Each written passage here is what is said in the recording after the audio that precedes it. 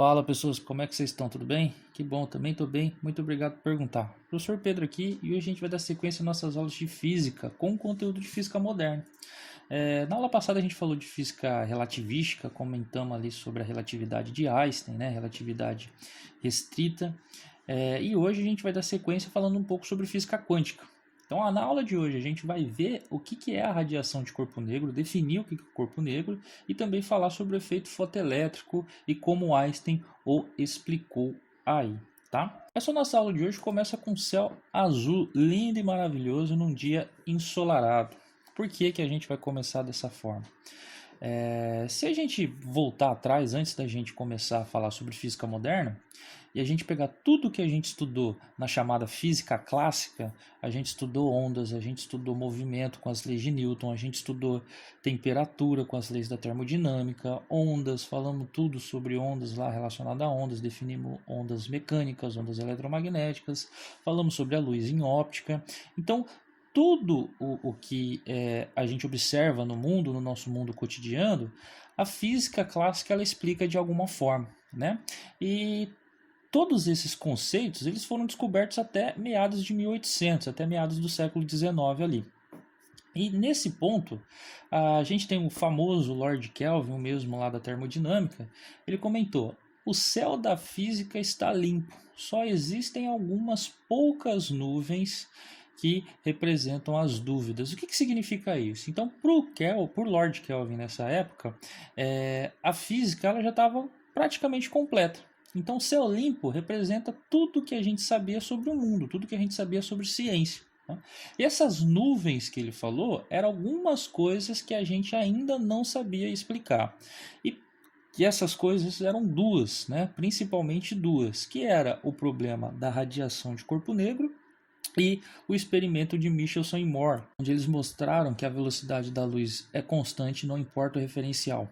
Porque com isso eles mostraram também que o éter não existe. O éter era o que, teoricamente, na ideia dos cientistas daquela época, que permeava o universo. Era uma espécie de uma matéria de qual o universo é feito, né? Ou seja, quando você tem lá o vácuo do espaço, o vácuo seria o nada.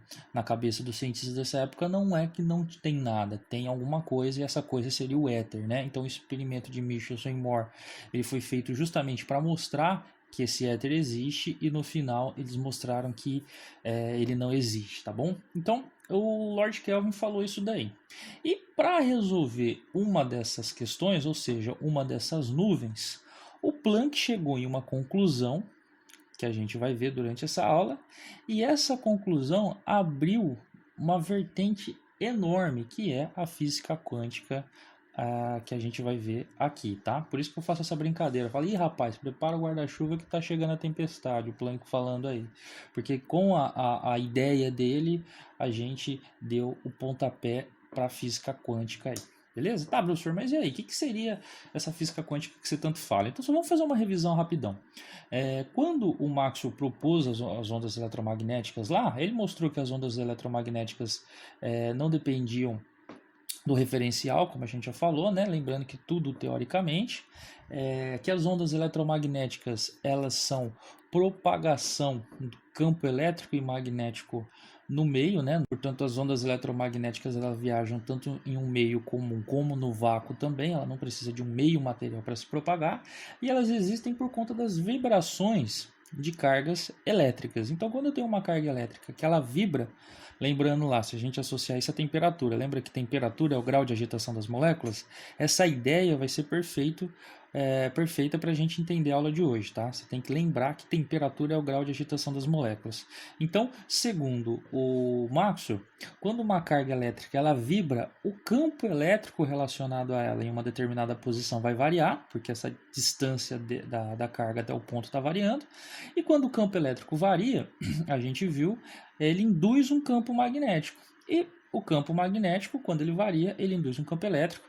E aí a gente tem uma onda se propagando no espaço, que é justamente essa oscilação do campo elétrico e do campo magnético relacionado a essa carga vibrando. Então, lembre disso, que é o principal para a gente entender a aula de hoje, tá?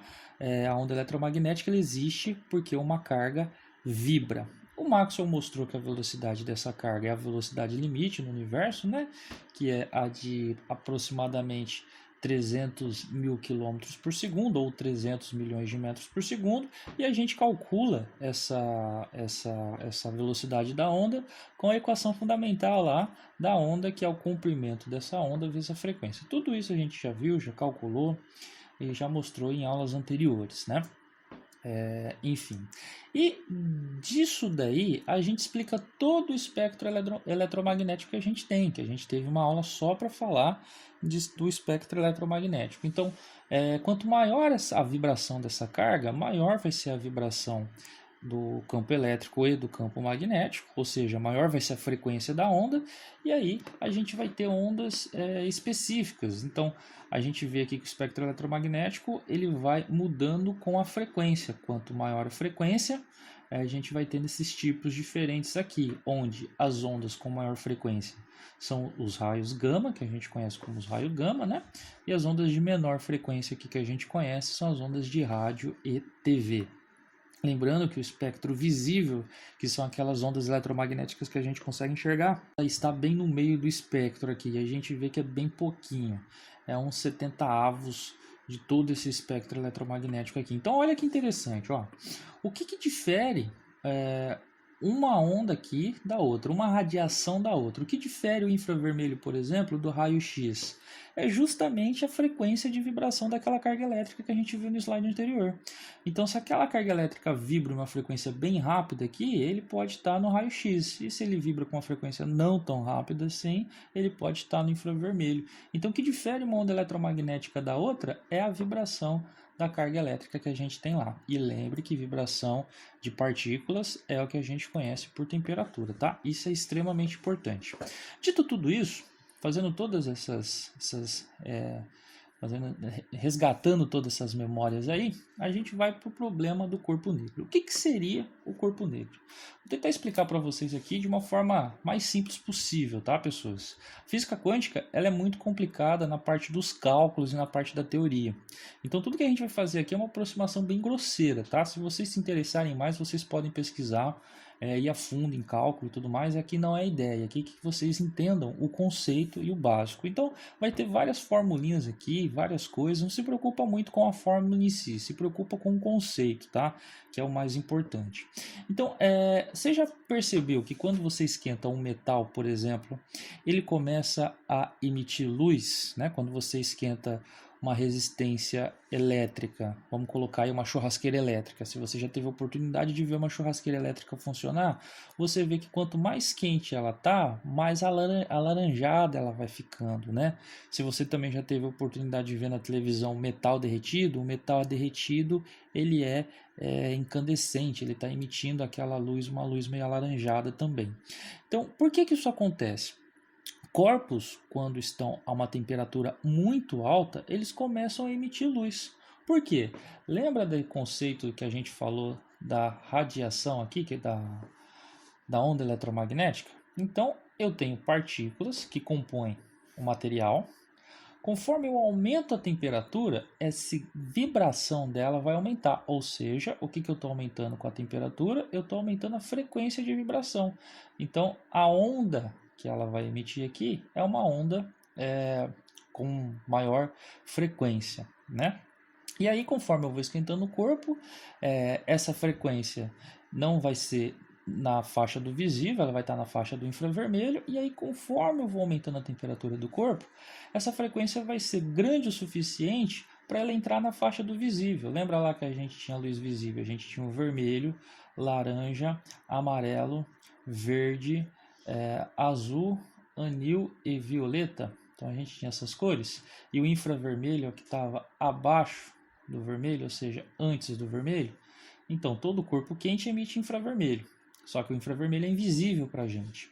Só que se você for aumentando a temperatura desse corpo, a frequência de vibração das suas partículas vai aumentar, e aí vai chegar um momento que ele vai começar a emitir no visível. E aí você vai ver que primeiro ele fica vermelho, depois, se você continuar aumentando a temperatura, ele vai brilhar meio alaranjado.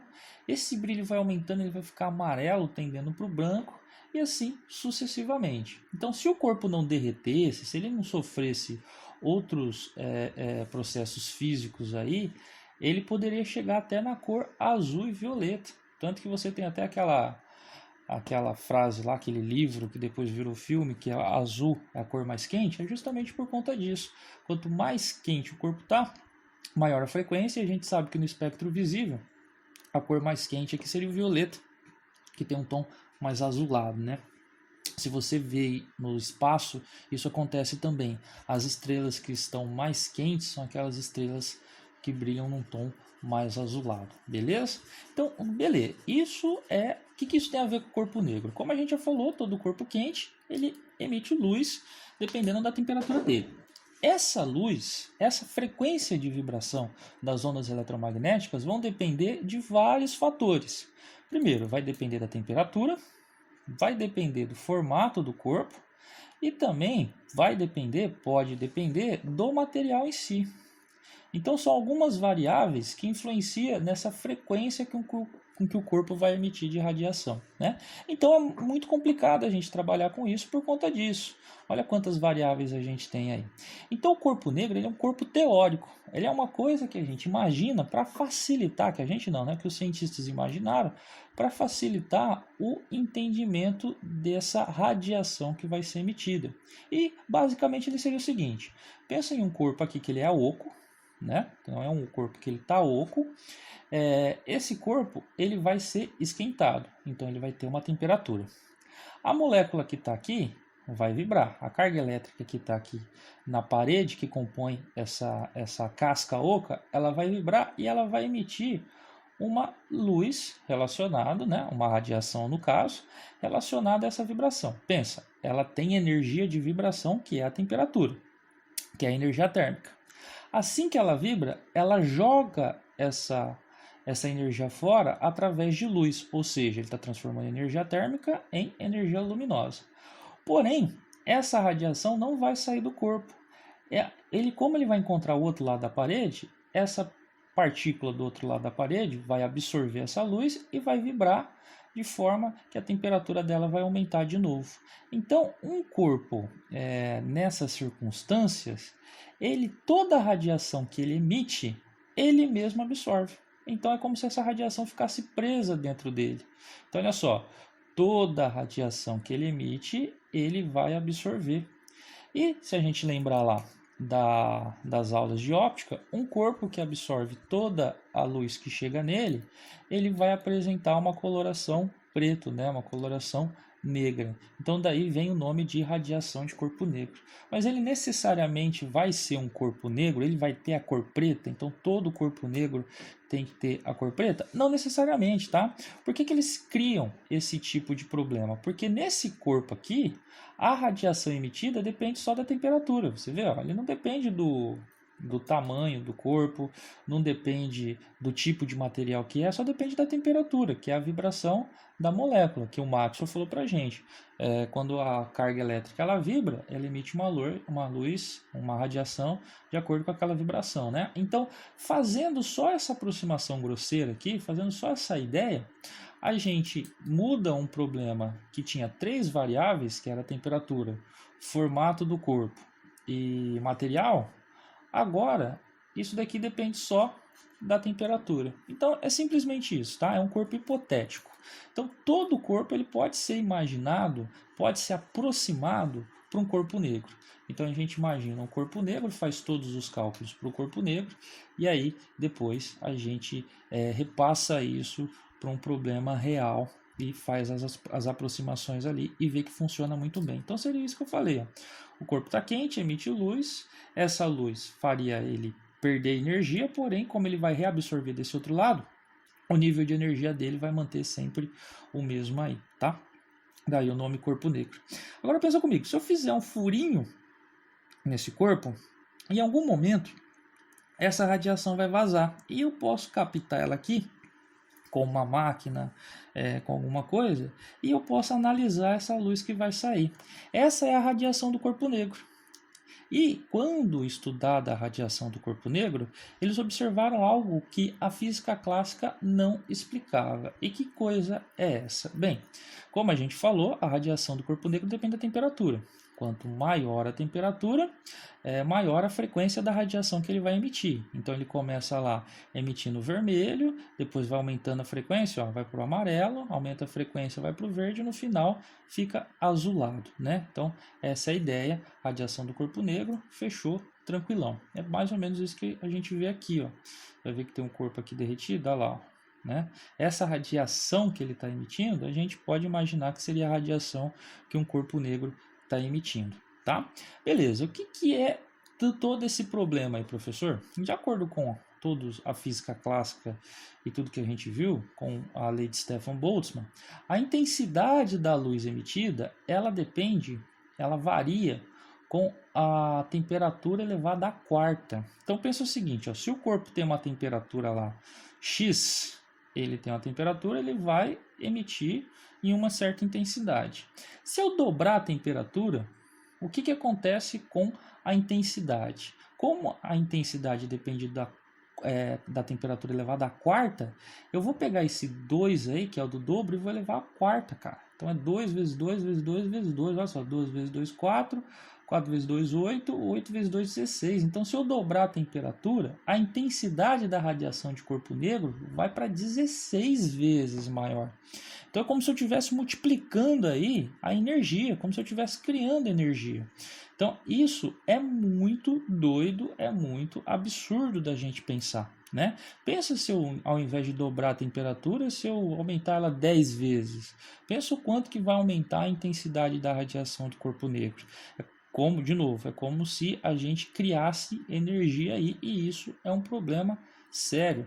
A curva que a física teórica fala para a gente é essa curva aqui, ó. Se a gente plotasse um gráfico de intensidade da radiação do corpo negro emitida, então você tem um corpo negro lá e eu vou medir o quanto de luz ele está emitindo, né? E fizesse aqui um gráfico por frequência, a gente ia observar o quê?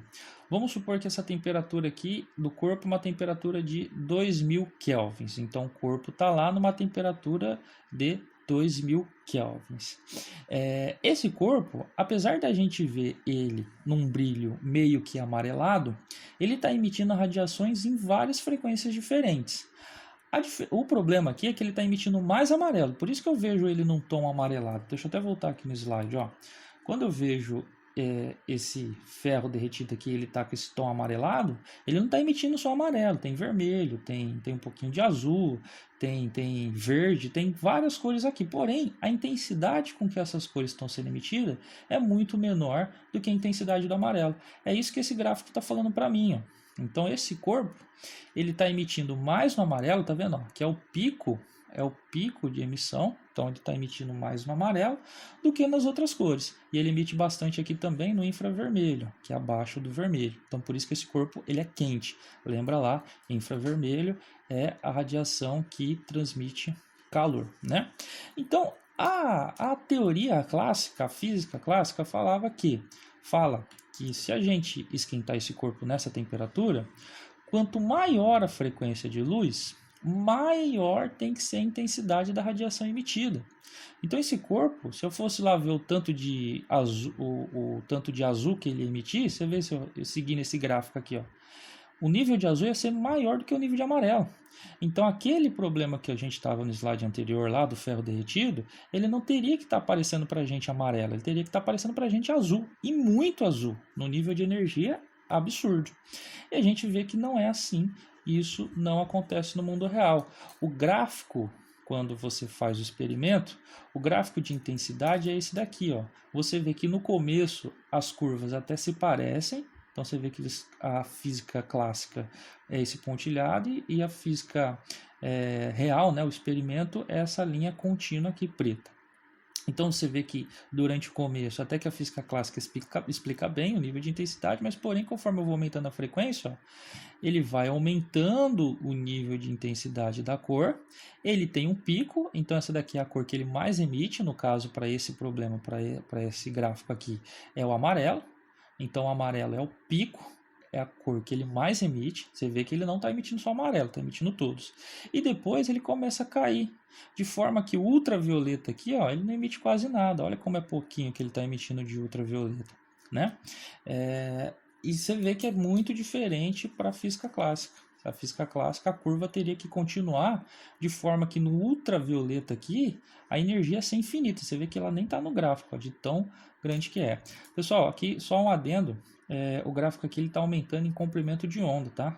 Eu estou vindo da direita para a esquerda, porque lembra lá, se eu aumentar o comprimento de onda, a frequência diminui. Então, quanto maior o comprimento de onda, menos vezes essa onda acontece, né? Então aqui a frequência é alta porque o comprimento de onda é pequenininho. A distância de uma crista a outra é pequenininho, então acontece mais ondas. Aqui, como o comprimento de onda é alto, a frequência aqui é pequenininha. Porque como o comprimento de onda é grande, a onda é grande, ela acontece menos vezes, né? Então, é isso daqui. Por isso que eu estou indo da direita para a esquerda, tá? Só por conta disso.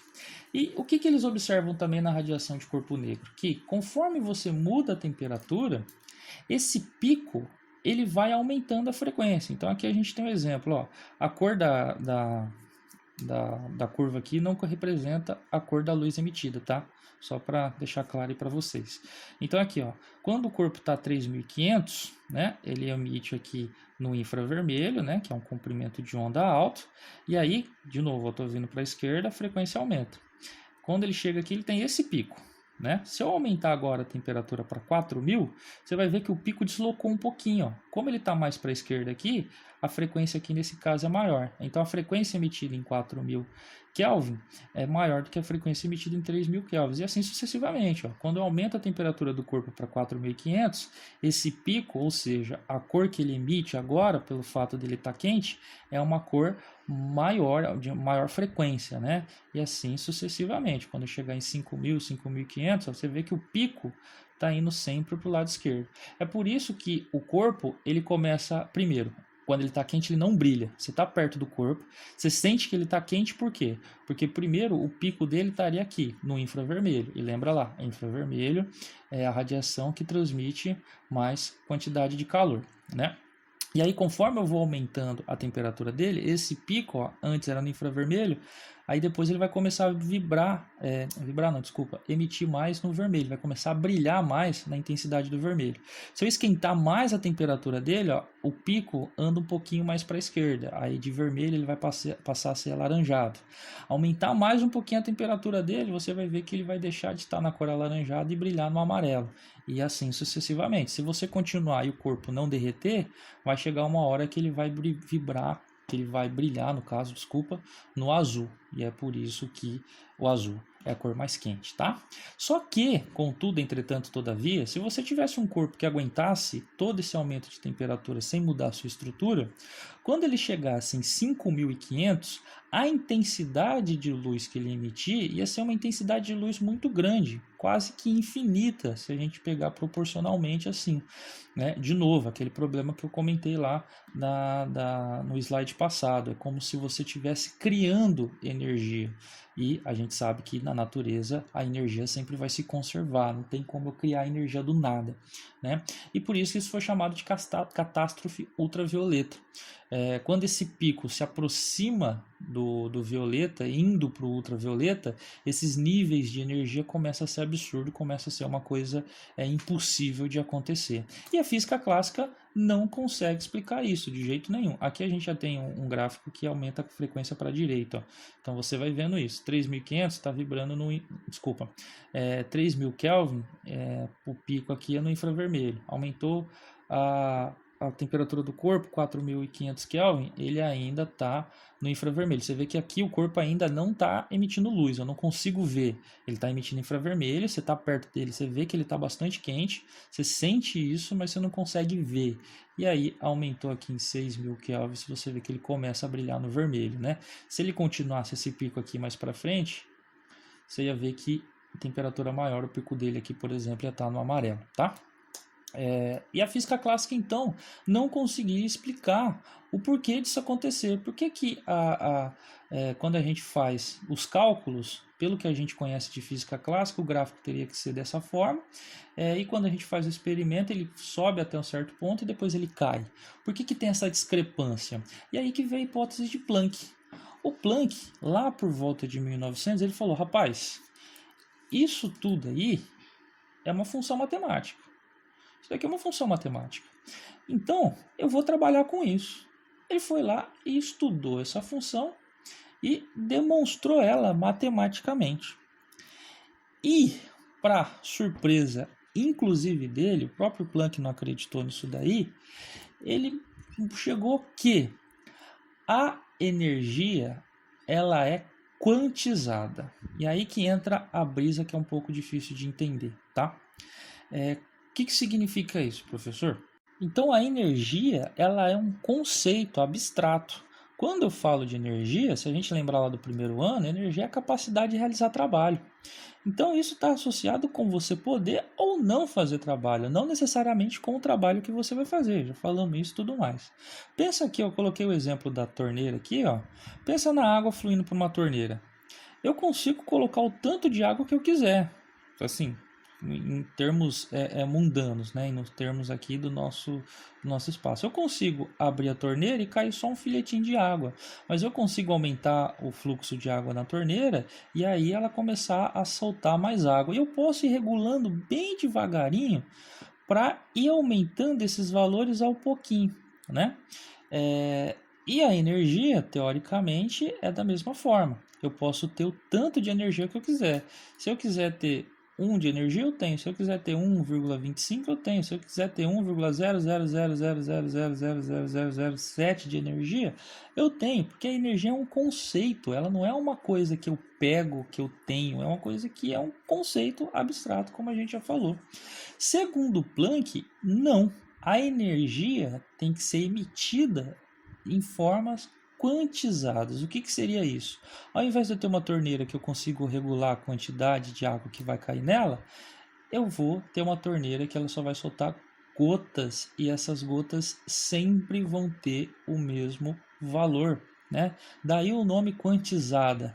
A quantidade da energia que sai do corpo negro, que é irradiada pelo corpo negro, ela tem que sair em quantidades específicas. Essas quantidades específicas o Planck chamou de quantum, tá? Então essa é a ideia aí do Planck. Ele falou, ó, quando o corpo negro ele solta aquela luz, ele não pode soltar qualquer luz que ele quiser. Ele não pode soltar qualquer nível de energia que ele quiser. Ele vai soltar pedaços e esses pedaços têm quantidades específicas. Daí o nome quantum, tá? Cada pedacinho mínimo que eu tiver, ele depende da frequência. Então aí vem essa relação, ó. A energia da luz ela é igual a uma constante vezes a frequência, tá? Essa constante é chamada de constante de Planck em homenagem ao Planck. Como eu disse, pessoas, não se preocupem muito aqui com os cálculos, pensem mais na ideia, no conceito. Então, a luz, a energia que a luz carrega depende da frequência e ela viaja em pequenos pacotinhos em quantidades específicas. Então, por exemplo, o pacotinho de energia, o quanto de energia do vermelho, ele carrega menos energia do que o quanto do verde ou quanto do azul. Por quê? O azul tem uma frequência maior do que o vermelho. Então eu teria um pacotinho de energia relacionado ao vermelho e eu teria um pacotinho de energia relacionado ao azul. Quem tem mais energia, o azul ou o vermelho? No caso, o azul, porque a frequência dele é maior. Já no caso do vermelho, como a frequência dele é menor, a energia que ele tem associada a esse quanto é menor, tá? Professor, mas e por que às vezes eu vou ter uma lanterna que brilha com vermelho fraco e às vezes o vermelho está mais intenso? Porque aí você está emitindo mais quantums. Então, se você pega lá, por exemplo, a luz no seu quarto que você consegue regular, aquelas luzes que a gente consegue regular. Quando você aumenta a intensidade da luz, você não está mudando a cor dela, ela continua vermelha, só que você está aumentando a intensidade da luz. É porque essa lâmpada está emitindo mais quantidade de quantum, tá? O plural de quantum aqui, pessoal, é quanta. Então, quando eu falo um quantum, é a unidade, é o quantum. Quando eu vou falar mais de um, há 5 você não vai falar 5 quantums, você vai falar 5 quanta, tá? É meio estranho aqui, mas é assim que é. Então, uma lâmpada vermelha que começa a brilhar numa intensidade maior, ela não muda a cor, ela continua vermelha, é porque ela está emitindo mais quanta, ela está emitindo mais fótons, tá? Nem o próprio Planck acreditou nesse rolê aí. Ele colocou essa ideia, mas ele falou lá, ó, pessoal, eu também não sei porquê, eu não sei explicar o porquê que acontece, mas como eu disse, é uma função matemática. Se a gente trabalhar em cima da função matemática, ela fala pra gente que a energia tem que ser quantizada. Agora, o porquê? Não sei, não tô ligado, vou trabalhar para descobrir, mas me ajudem aí. Então, isso causou um desconforto muito grande para todos os cientistas. Tinha gente que falou, não, tem nada a ver com o que ele tá falando, ele tá louco, energia é um conceito abstrato, mano, como que ela tem que ser quantizada? E aí você teve outros que falaram, pô, que da hora, mas será que é? Como que a gente pode fazer para provar e tal? Então, foi um negócio muito difícil ali para eles de você ter um conceito para todo mundo chegar e falar, não, o Planck está certo ou o Planck está errado. Eles falaram, cara, os cálculos não tem como negar, tá correto, mas são cálculos, a gente precisa, além do cálculo, uma interpretação.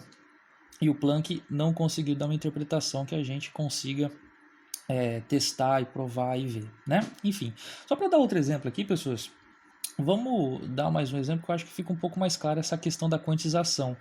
Pensa aqui numa altura. Eu vou dar duas formas de um corpo subir a uma altura. Ele pode subir de uma forma contínua, ou seja, através de uma rampa. Então aqui, ó, vamos supor que essa rampa ela tem um tamanho total aqui de 2 metros. E esse elefante está subindo essa rampa aí. Nessa rampa, se eu chegar para vocês, ó, eu quero que o elefante fique na altura 1 metro. Ele vai conseguir? Sim, ele vai chegar lá na altura 1 metro e na metade vai ficar. Eu falo para ele, ó, eu quero que ele fique na posição meio metro. Ele consegue também, ele vai lá na posição meio metro, ele fica. Se eu falar, ó, quero que ele fique na posição 0,25789 metros. Você vê, ó, posição aqui que é uma posição difícil de você ter toda quebrada, mas ele consegue. Como isso é contínuo, você só precisa de uma régua milimetrado suficiente, né, com uma graduação suficiente, aí você vai chegar lá e falar, opa, essa posição aí é bem aqui, ó. E aí o elefante vai conseguir ficar nessa posição, né? Diferente se isso fosse uma escada. Então, se a gente analisar aqui, o mesmo problema, vamos supor que essa escada aqui tenha 2 metros, os mesmos 2 metros, só que agora, como ela é uma escada, ela é em degraus, então já não é mais uma rampa que eu vou seguir de forma contínua, eu tenho que subir degrau por degrau. Nesse exemplo, cada degrau vai ter em torno de 40 centímetros, né? Ou seja, 0,4 metros aí. Então aqui, ó, esse primeiro degrau ele tem uma altura de 0,4. O segundo degrau vai estar numa altura de 0,8. O terceiro degrau aqui, ele vai estar numa altura de 1,2, né? 1,20, 1,20 m aí. E o próximo degrau vai estar uma altura de 1,60. Beleza? Então, assim, você já viu o problema aqui, ó? Essa menina, ela não pode estar em qualquer altura que ela quiser de 0 a 2 metros. Ela só pode estar em múltiplos de 0,4 metros, ou seja, de 40 centímetros. Então, ou ela está na posição 0, ou ela está na posição 0,4, que é o primeiro degrau, ou ela está na altura 0,8, que é o terceiro degrau, ou ela está na altura de 1,20 m, que é o quarto degrau, né? Desculpa, o terceiro degrau, ou ela está na altura de 1,60 m, que é o quarto degrau, e ela pode chegar no último degrau, que a altura é 2 metros. Se eu falasse para você, ó, coloca essa menina aí na altura de 1,1, eu não conseguiria, que 1,1 seria aqui entre o segundo e o terceiro degrau, ela não conseguiria ficar nessa posição. Então, é mais ou menos isso que acontece com a visão da física moderna da energia. A energia, ela não é uma coisa contínua, eu não posso ter qualquer valor de energia possível. Eu só posso ter valores específicos, e esses valores dependem da frequência da onda. Ele tem que ser um múltiplo inteiro da frequência da onda. Então, se eu pegar a luz azul, por exemplo, eu posso ter um fóton dela. Qual que seria a energia de um fóton? Aí eu vou pegar a frequência da onda e multiplicar pela constante de Planck. Depois desse valor, qual que é o próximo valor possível? É 2 quanto, né? 2 quanta no caso, que seria 2 vezes esse valor. Qual que é o próximo valor de energia possível? 3 quanta, então 3 vezes esse valor. E assim por diante, tá? Então, de novo, essa ideia é muito absurda para o pessoal daquela época. E o próprio Planck não sabia como explicar isso. Teve que vir o Einstein e, no efeito fotoelétrico, responder essa questão aí, tá? Pessoas, essa aula ficou um pouco longa, então eu vou terminar por aqui. E aí, o efeito fotoelétrico a gente deixa para uma próxima aula, para uma próxima gravação, tá? Mas, de cara aqui, isso que a gente vai ver no efeito fotoelétrico. O Einstein pegou as ideias de Planck, aplicou isso em um problema que já tinha sido proposto anteriormente, que é o efeito fotoelétrico do Hertz, né? O mesmo Hertz lá que a gente homenageia com a frequência, e através da junção desse problema com as ideias de Planck, ele mudou aí a forma como a gente vê o mundo do muito pequeno, né? O mundo do átomo.